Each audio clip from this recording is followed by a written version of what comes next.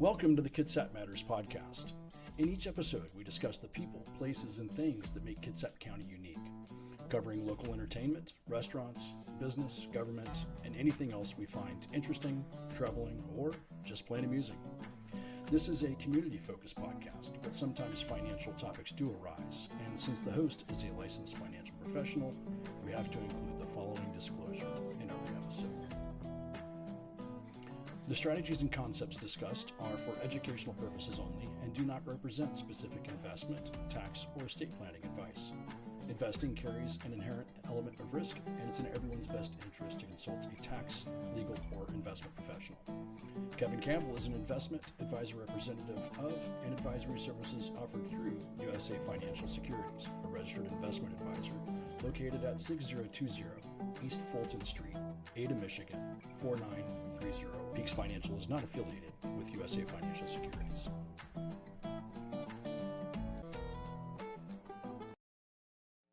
Welcome to another episode of Kitsap Matters podcast. Today we've got the pleasure of hosting Kara Hesse, a talented singer-songwriter whose music blends Americana soul and rock and roll. Born in Wichita, Kansas, and raised in Boulder, Colorado, Kara's Midwestern roots shine through her evocative voice and heartfelt songwriting.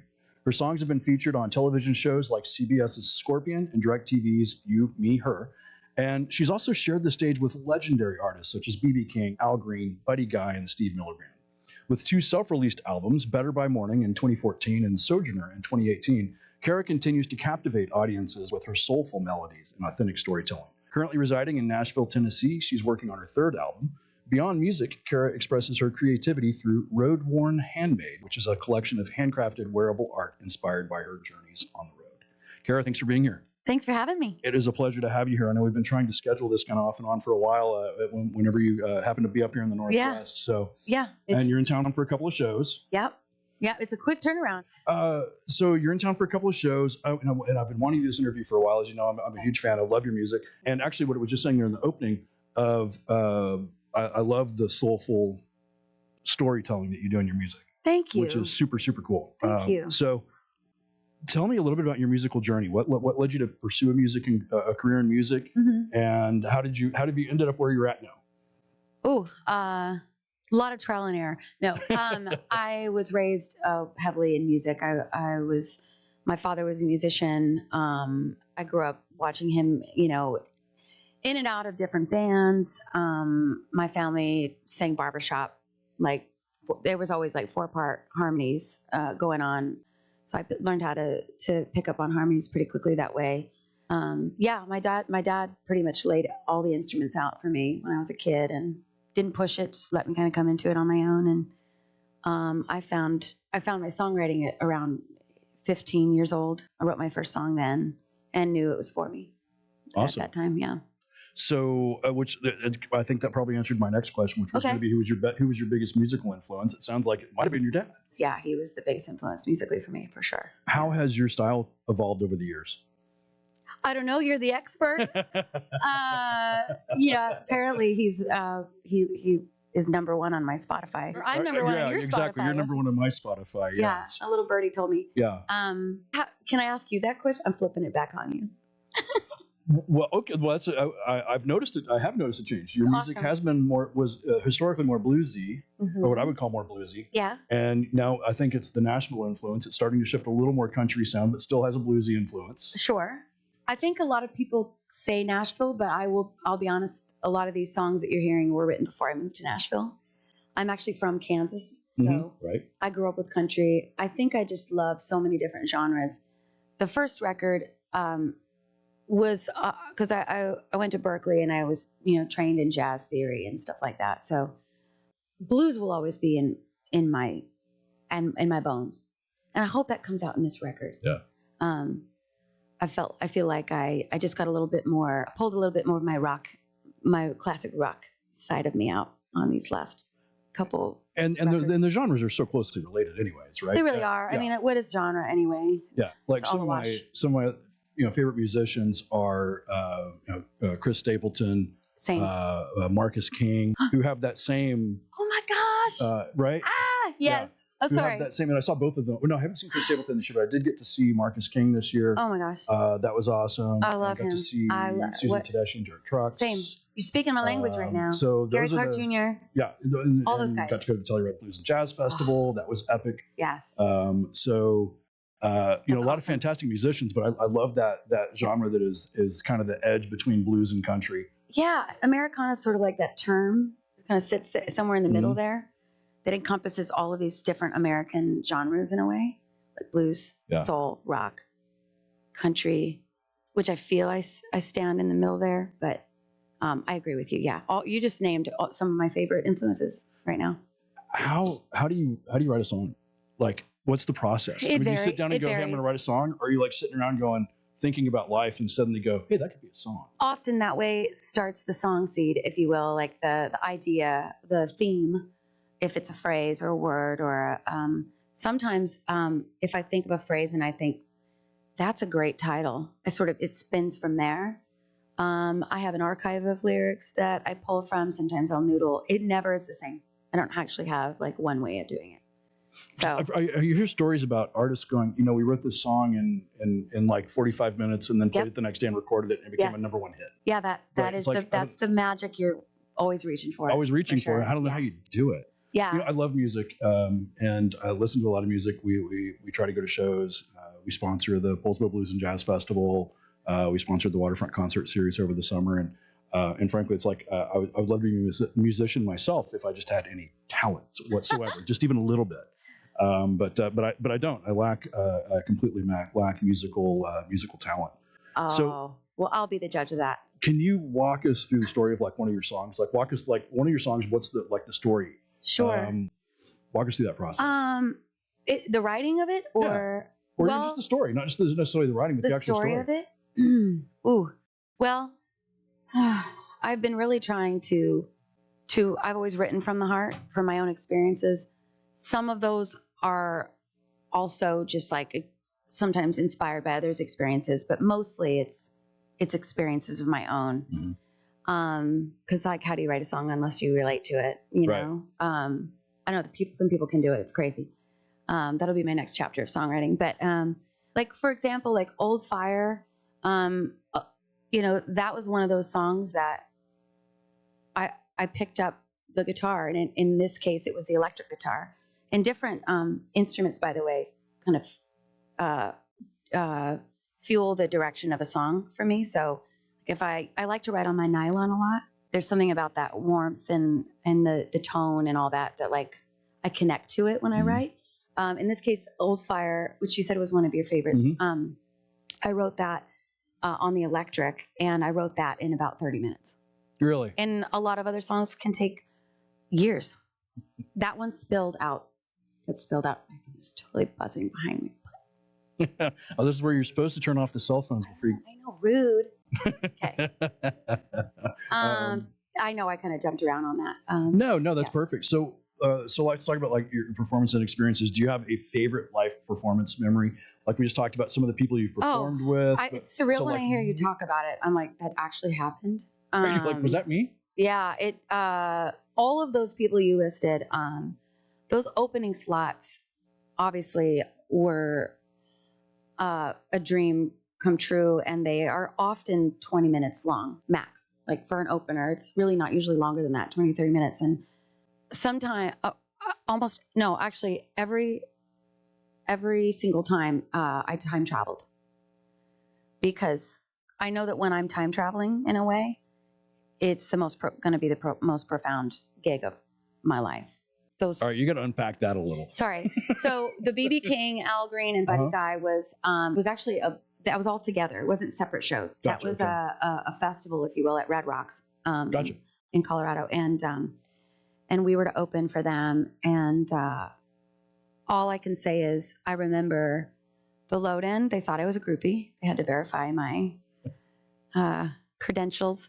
And next thing, I was getting fed a chocolate-covered strawberry by BB King's bass player in the green room. He was like 3 times my height. And just side note. And then the gig was, and then I woke up the next morning sometimes. I didn't black out. I'm not saying that. It was just like, it was just so surreal and so fast. It's like, you know, I pinched myself for years after that. So cool. Those were probably, I mean, come on. What's the most unexpected or funny moment that's ever happened to you on stage, where either something was just hysterical, happened in the crowd, happened on stage, or something went just completely sideways? Okay, let me think about this. Oh my gosh, yes, this just happened this year. Okay, I'm such a dork. So Kevin Blackwood, my drummer, right out here on the West Coast, we're doing the rodeo in Kitsap, and he's twirling his. He's gonna love this if he watches this. He was twirling his sticks. You know, he likes to do that in between the songs, and I thought he lost it. Sometimes they flail and he loses it, and you have to grab it and give it back. I picked it up. It's supposed to be for the audience. I picked it up and gave it back to him. And he looked at me, he goes, I'm like. So what you're saying is Kevin's throw sucked and it didn't even make it off stage. He was giving me the stick and I didn't need it. But isn't that fun? I was like, are you serious? I'm just saying, I know Kevin as well, so I feel like I can give him crap. Yeah. What's been most rewarding part of performing for an audience? Oh gosh, that's easy. When you see people singing the words with you of your own song, right? That's super cool. Yeah. Biggest challenge, and just like the whole thing so stage? far of just like industry and career. I mean, choosing this career, yeah. Right. Yeah. It's choosing this career. You know, we do it because we love it, and I've reached the edge of burnout many, many times, and I just at the end of the day, I'm like, I am this. This is what I do. So yeah. So there's been a lot of changes in the music industry. A lot during your travels here as well, even just the last few years. Yes, immense.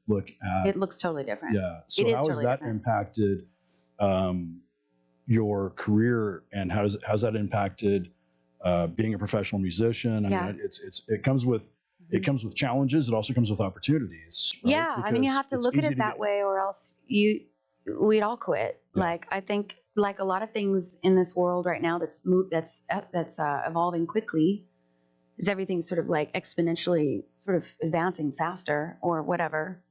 It's just moving faster. We have to pivot, and independent music is almost more, I don't know, having control of your own masters and your own path. In a way, like there's more opportunity to be an independent artist. It's more of a hustle. But you know, as you know, streaming is like the dominant. It dominates, and so that makes it hard for anybody, labels included, to make any revenue. So a lot of artists are just like, I'm just gonna do it my way, and so that is how I think a lot of artists have just, you know, we have this platform to share our stuff free of charge. Usually, you know, on social media and stuff, and create our own followings that way. And I guess that's the upside to it. But I don't think that the music career has ever been,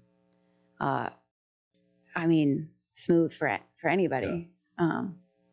When I go to music festivals or concerts, and people are like, you know, selling CDs and albums and stuff, and I'm like, yeah, I'd love to get a CD. And I'm like, you know what? I don't have a CD player anymore. I know.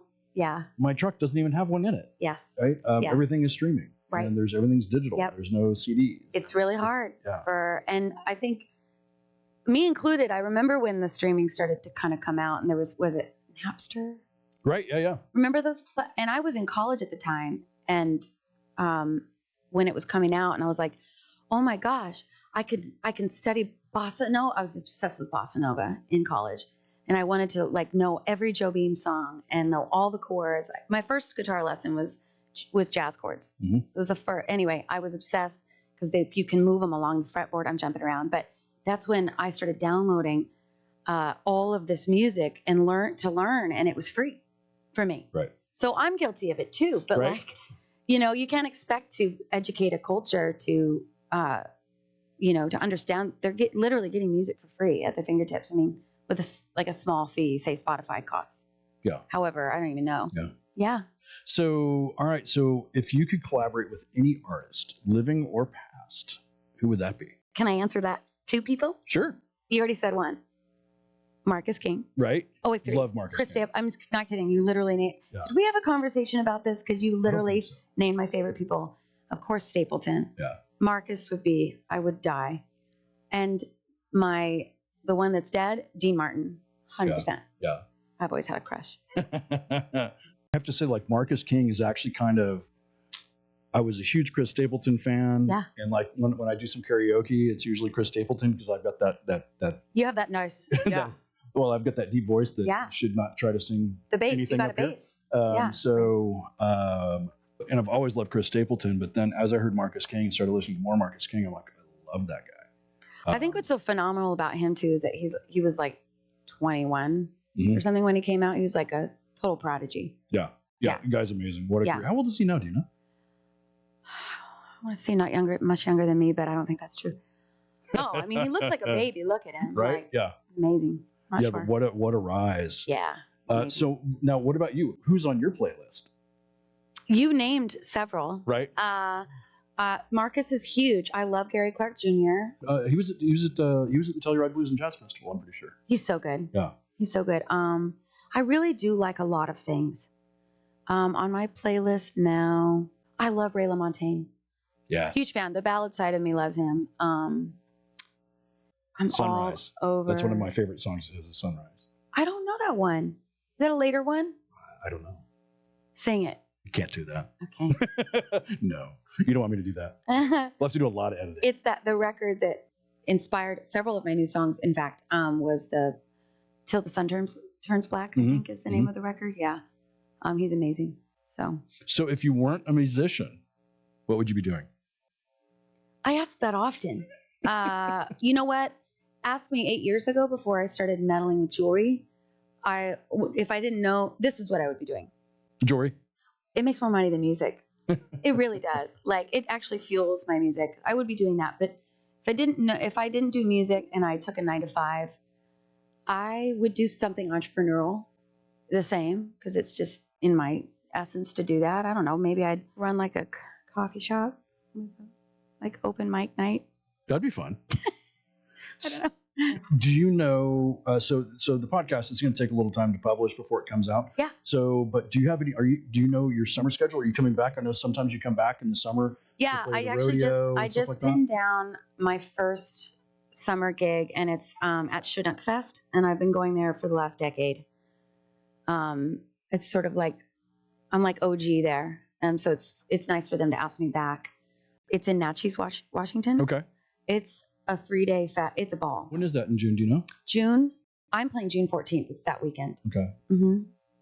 It's a ball.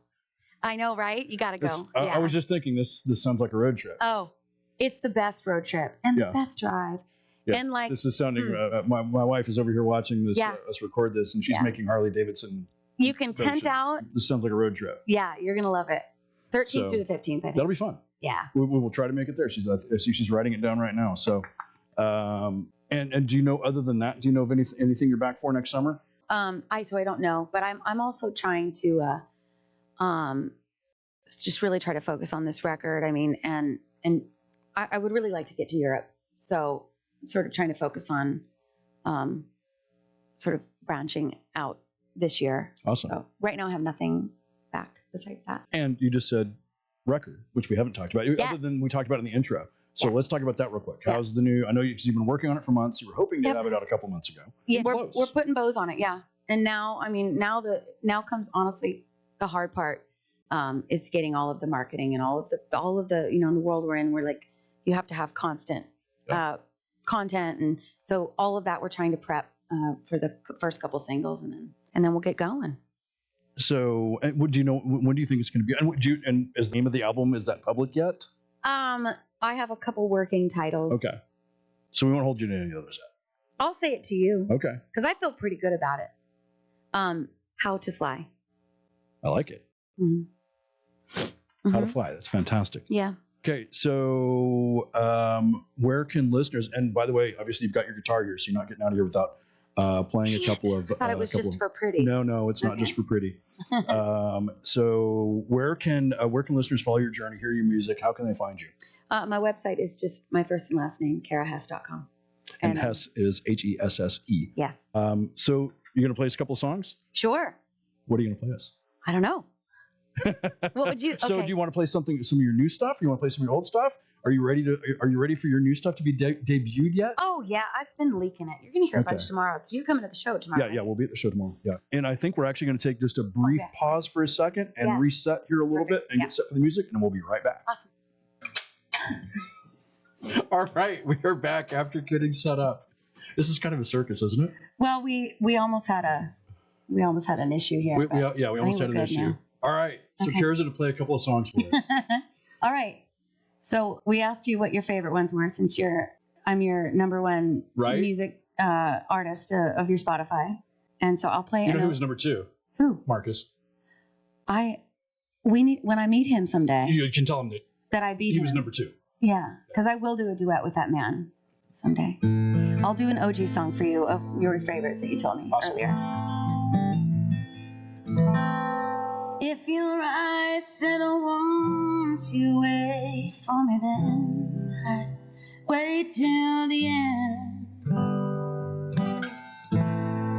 If you gave me a rock and you say it was gold, you know I'd buy every word.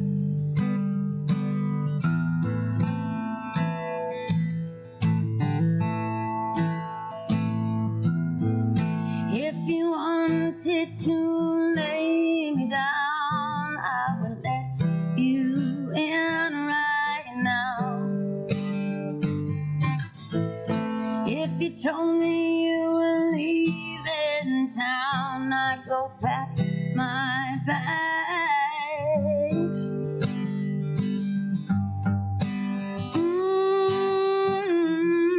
We'd be on the next train out of Denver.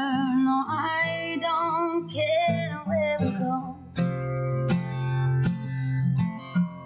I'd follow you to the ends of the earth, you know.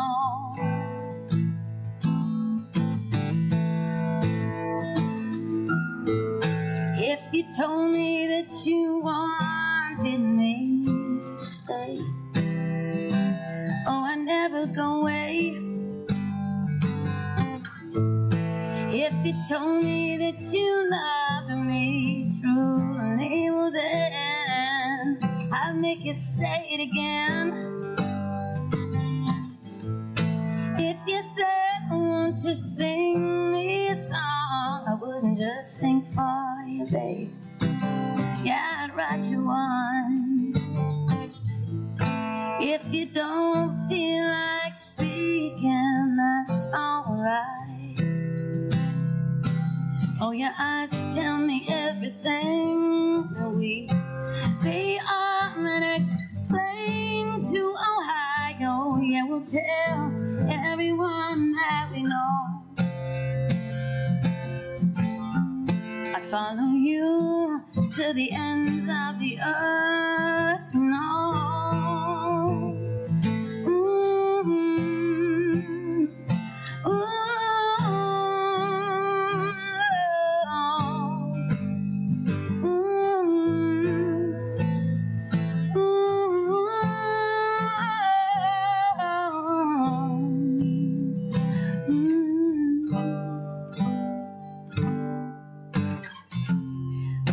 Somewhere deep in the woods, singing Kev. Washington. Selling tacos off a food truck on 101. Maybe down the line, or maybe not in this lifetime, but I don't care where we go. I don't care where we go.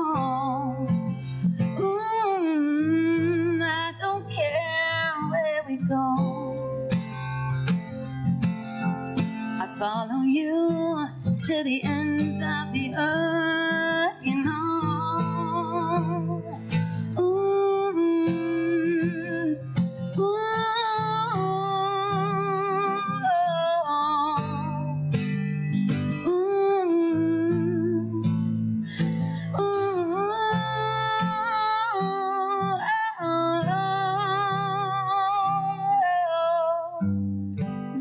so you can sing. That's good. I was just thinking, this is like the sneakiest way to ever get my own private Kara Hesse. Right? I mean, wasn't this a great idea? Right? Yeah. Right? Good. All right. So thank you so much. That was awesome. Thank you for singing with me. A+. I didn't know that was coming. I love that song. It's one of my favorites. And Thank you. so you're going to do another one for us. Sure. Are you going to do another one of your OG songs? Are you going to do something from the new album, or what do you want to do next? I think I'm in my new record mode. Let's do it. Let's do it. Let's do a new one. You don't know any of these songs yet, so. No, I've listened to the sneak peek. Oh yeah, because you contributed to my Kickstarter. That's right. Thank you. So I listened to the sneak peek, but that's just little tiny. Did anything stick out? Well, they're all just little. I know teasers, right? Teasers. So I did that on purpose. I want to say like the third song. I can't remember what it was. It was like the third song. I don't remember. It was like. Oh, was it big drums? Don't give me a line. Okay. Have you been to any rounds in Nashville? Do you know what I'm talking about? I don't know what you're talking about. So basically, it's happening all the time, every day, at every hour, at many venues. There's rounds, or basically you take 3 to 4 artists and on stools, and they just showcase one next, and I'll play a song that I've been doing out solo. Do you like the Allman Brothers? I love the. Who doesn't like the Allman Brothers? How can you not? Yeah. So this song spilled out. It was one of those songs that sort of spilled out in a certain chapter in my life, and as it developed with the band, it just started to feel like the ingredients were pushing it in an Allman Brothers direction. So there's like, it's got that vibe. Right on. But you have to hear it with the full band. Am I going to hear it with the full band tomorrow? Yes, you will. Right on. You'll be my guinea pig. I like it. I like being.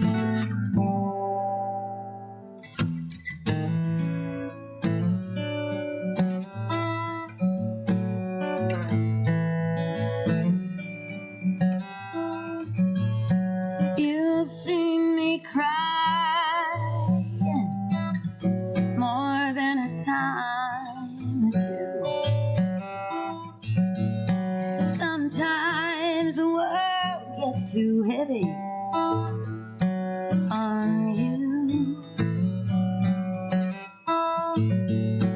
I've seen you try to change my sky from anything but blue. I know it's so hard sometimes to know what to do. Just take it to the country, bring a guitar, 2 glasses of something, and a blanket beneath the stars, and a shoulder to lean on to put me at ease. Yeah, I promise you, honey, I'm easy to please.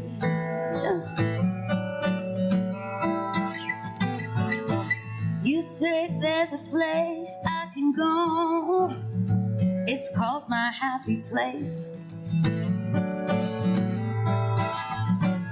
How easily the words can turn me into a basket case.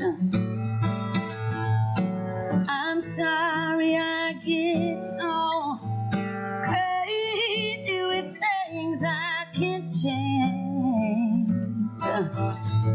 but I'm working on it, baby.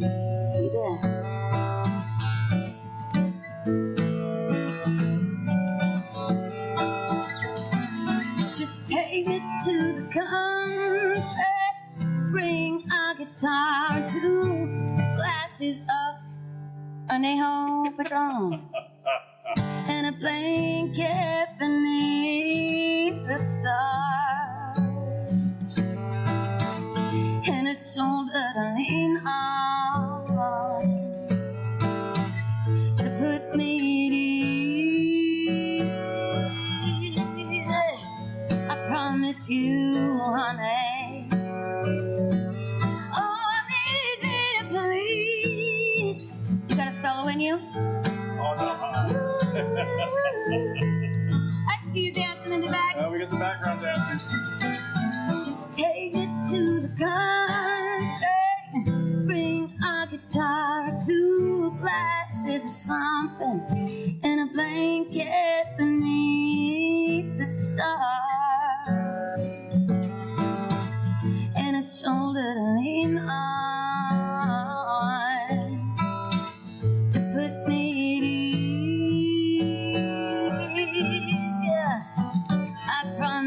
you, honey.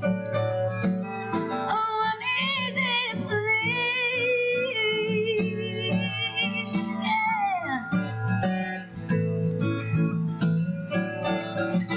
This is where I get into the Allman Brothers double time.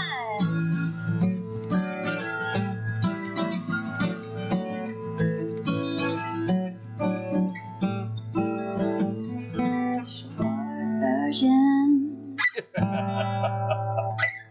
You can see it in full mode tomorrow. I can't wait. So if you could just stay for like 2 or 3 more hours, and which is great. I'm having so hey, much you know fun. what? You have fixed me with the finest of tequilas. So. Oh, and by the way, I have a bottle to send you with. Why? Of fancy, very fancy tequila. Oh my goodness, that is very sweet. How did you know I have a tequila? My boyfriend is tequila. Somebody might have. Did you do that? It's very sweet. All right. So, thank you so much for being here. This has been so cool. Thank you. I'm glad we made it happen. Epic. And Awesome. So looking forward to. I know we're going to see you play at least once while you're here, and maybe twice, because I think we're talking about going to the second show or the third show that's on Sunday. Yeah. 11 Winery, Mm-hmm. along with the Oyster Bar that's happening there. The Pop-Up Oyster. Oh, they that's not do the same that. one. Different one. Using my wineries. You're going to do both. Yeah, I can read your lips. Yeah, I know we'll see you tomorrow night. Hopefully we'll see you on Sunday as well. Yeah. This has been the coolest experience. Thank you so much for being here. Is there anything else you want to share with people before we wrap it? No, just get ready for a killer record, man, because I've spent about 3 years making this baby, and I am ready to let her fly and do her thing. So. Awesome. So thank you so much for being here. This has been an awesome episode of the Kitsap Matters podcast. I'm Kevin Campbell. We'll see you on the next time. All right. Bye. Bye-bye. This is a community-focused podcast, but sometimes financial topics do arise. And since the host is a licensed financial professional, we have to include the following disclosure in every episode. The strategies and concepts discussed are for educational purposes only and do not represent specific investment, tax, or estate planning advice. Investing carries an inherent element of risk, and it's in everyone's best interest to consult a tax, legal, or investment professional. Kevin Campbell is an investment advisor representative of and advisory services offered through USA Financial Securities, a registered investment advisor located at 6020 East Fulton Street, Ada, Michigan, 49301. Peaks Financial is not affiliated with USA Financial Securities.